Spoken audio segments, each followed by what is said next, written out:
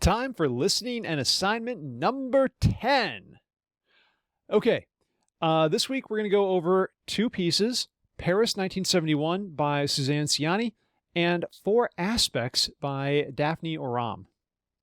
So Ciani was a student of Max Mathews. She was an engineer at Buchla and a composer at the San Francisco Tape Music Center.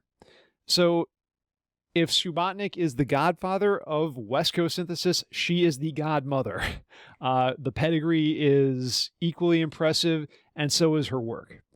Paris 1971 in particular is a great choice because it exemplifies her ability to merge aspects of both East and West Coast synthesis techniques together to create a really, really cool piece. Daphne Oram, however, was equally impressive for different reasons. She was a co-creator of the BBC Radiophonic Workshop and created music and sound effects in particular for radio, TV, and film, including all of the Bond films through Goldfinger.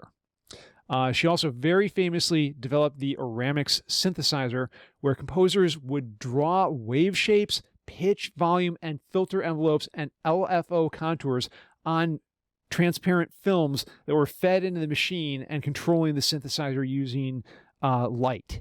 It's a super cool machine. You can find examples of it on YouTube. Have fun with that. But Four Aspects is the result of using the Aramix machine.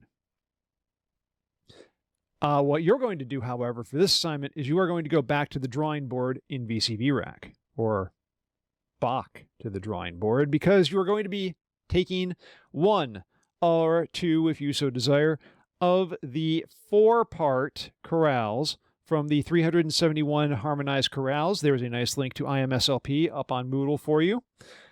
And using a newly created VCV synth patch, preferably using new modules except for, the MIDI to CV and Audio 8 and Record, at least one of the built-in synthesizers in your DAW, and at least one of the following VSTs. You can use Dext, Helm, Tunefish, or Surge, others with my permission.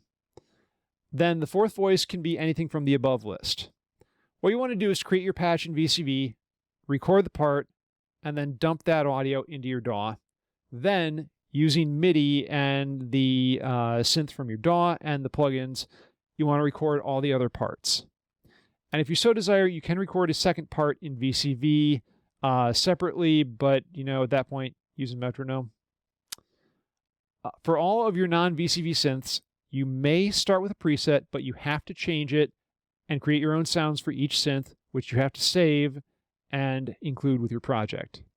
You should also save your VCV patch and make sure it's got an appropriate name like Assignment 10 VCV patch, and upload that along with your DAW session as well.